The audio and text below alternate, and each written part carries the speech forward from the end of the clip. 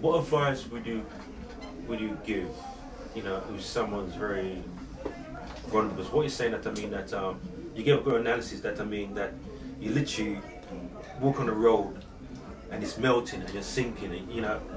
If someone that kind of very vulnerable, how would you advise someone who's really down?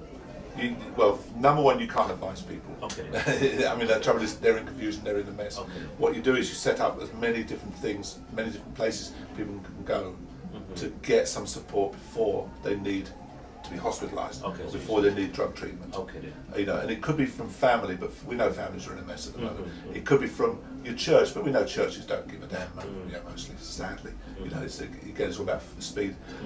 We know they used to go and talk to your GP, but nowadays GPs aren't interested. They've got time, not allowed to talk to you, really, are they? It's a speed thing. You know, I tell you where we used to go and talk in the 70s. We used to talk in cafes. And what happened? McDonald's came in, fast foods came in, and now all cafes got bright lights, loud music, get you out as fast as possible. Nowhere to talk. So you think about what's happened instead of where we used to go and talk. Is it's been replaced by mobile phones where you text and chat, not face to face. Facebook, as we were talking about earlier, you know, and the other one, the MySpace. You know, the social networks, they're massive now because people have lost that chance to a place where they can just go and chat to each other. Okay. Yeah. So obviously, what you're saying, you need that little community spirit where people just come together and at least express what they're feeling, you know. And have the opportunity to I mean, I've moved beyond expression to exploring. To exploring, okay. You know, it's actually because expression is temporary. You get out there, you do your piece, and then you go away and you think, oh, actually, nothing's changed. Now what I'm into is about exploring what that means. It's about exploring what is this showing you, what's this telling you, and it's about becoming more conscious of yourself. Okay. Not self-conscious, but conscious of self. Of self. Okay. And what you can do and the power that gives you. What I want to explore here, because I know you've done a lot of works around express yourself. You've done a lot of courses. I know you've done tremendous work on developing oneself. You know, I know you've read so many books and this so many tapes because I've learned a lot from you, and and so forth. I mean, the question I'm going to ask you now is that, I mean, how do you see the whole thing of motivation and that kind of stuff there? I mean, what's personal development. Personal development, yeah. Well, rather like psychiatry, it's also become a money spinner, sadly, and a lot of people do it just really for the income.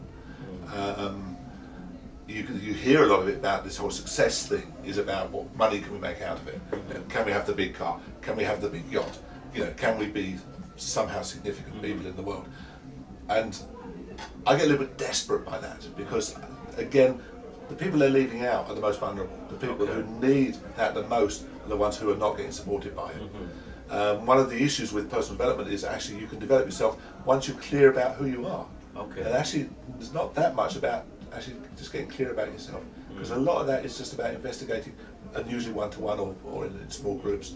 What I would like to see is more relationship building, where people can come together and just explore who they are in a more sensitive way. Okay. Not with the stigma. It's another thing that these groups have existed before, like AA, Alcoholics Anonymous. Never been there, but I might have been once upon a time. I was a heavy drinker for a while. But where they come together and let it all out, let out those experiences. But they're quite stigmatised. You've got to be an alcoholic to go there. Okay. I would like places like cafes to be open again, where people can just come and chat and just kind of let those feelings out. Okay. And let me spin it around. The Secret. You've seen The Secret? No, still haven't seen it. We talked about it a lot, and I guess I must know everything in it. Okay. Okay. Well, what do you know about it? What can you share with us about it? Well, I've got mixed views about it. I mean, the idea of The Secret is that what we put out is what we get back. Okay. We can change the universe by putting out the right messages, the right sort of things.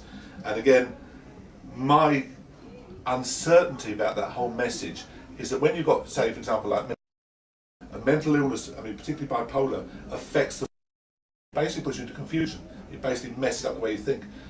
Well, if it's true that at that point I'm putting out confused messages maybe through no fault of my own, and I'm getting back confusion, well, maybe somebody else needs to step in and say, "Can we help here?"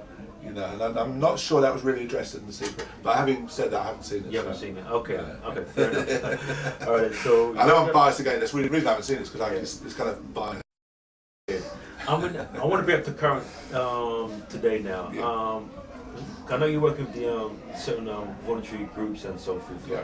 What's your role today involved in those groups? Okay, well, I'm a volunteer with the network, the umbrella organisation for Haringey called HAVCO, which is Haringey Voluntary Sector Service. And the idea of it is that they represent the voice of community organisations.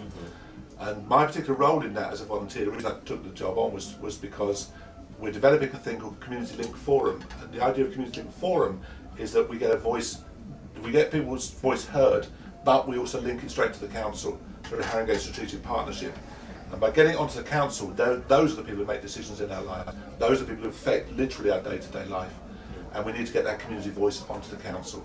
And I'm working on a project of outreach where we go out to places like this to listen to people, to talk to people, and get that real community voice. Because obviously what tends to be heard is the loudest voice or the most powerful voice.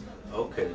I mean, question would be now, how would you like to see like Haringey today? What would you like to see the change in Haringey? What kind of change would you like to see? Haringey, well, it isn't just Haringey. I mean, obviously I live and work in Haringey, so it's about human beings. I want to move back. We're moving out of an age. I read this somewhere and I liked it. We have been for about several hundred years in an age of possession, an age where it's what you have that identifies you. So the king has his people. The people have their work. You know, so everything's identified by what you have. We're moving out of this age of property, which of course slavery comes into that as well. That's also the thing, into an age of relationship. And I want Haringey to be at the forefront of where places like this, where you can start coming and forming relationships. Okay. You know, I would like us to move back to genuine, heartfelt relationships. Heartfelt relationship. Yeah. Okay. And the final question would be, Steve. Well, two questions I'll ask you really. Is where the future holds for you personally? It's really exciting. I mean, the reason I volunteer for this job is because I can see it's something I really, really want to do. It's what I've been doing through Polar Bear in Haringey for 10 years. Well, 8 years late since I've been cognitive again. 10 years ago I wasn't too healthy in my head. But yeah, it's what I've been trying to do is about saying, about finding my voice back again, and then saying, well, can other people have that voice as well, no matter what circumstance they're in. So I'm very excited that I'm on a project now which is it's getting funded at the moment, which is good. Let's hope the funding continues to give me the opportunity to get out more into the community and talk to more people and empower more people. That's very exciting. Okay. And about your team is West Ham. West Ham, yeah. Not doing bad this year. I mean, okay. I was a bit frustrated with them at the FA Cup, but yeah. Okay, who beat them? Manchester City. Man City beat the FA Cup. So they drew this weekend with them. So you've been a West Ham loyal fan, haven't you? I've been a West Ham fan since 1964, so I've got to say I'm consistent. Consistent. But some people would say it's probably the reason I'm mad as well. You know, it's walking through like West Ham. I used to call them the heart attack team because they just always messed you up. But I think Tottenham's kind of taken that over now. West Ham at least are consistent. Tottenham. Okay then, fantastic. Anyway, Steve, it's really been a pleasure to have you here, and we can feel your spirit, we can feel your commitment. We feel your vibes, and whatever you're doing, we're behind it all the way because you're someone we really love and admire your courage and your spirit, and we feel it all the way here. Thank you very much. Thank you. So again, we had Steve Wish inside the host in Tony's Barbershop, and like I said before, it's a place where we explore, we talk, we reason, we share information, and you can see that Steve has it's just music to the ears what Steve was talking about us today, I mean, we just spontaneously just rapping, and you can see that Steve's got a lot of information, and he's been spending many years developing oneself and sharing information among our people in the community, and he's very committed in helping people to feel their true potential. So again, give thanks again, Steve. Thank you very much, Douglas. Thank you very much, Tony. You're welcome. Fantastic.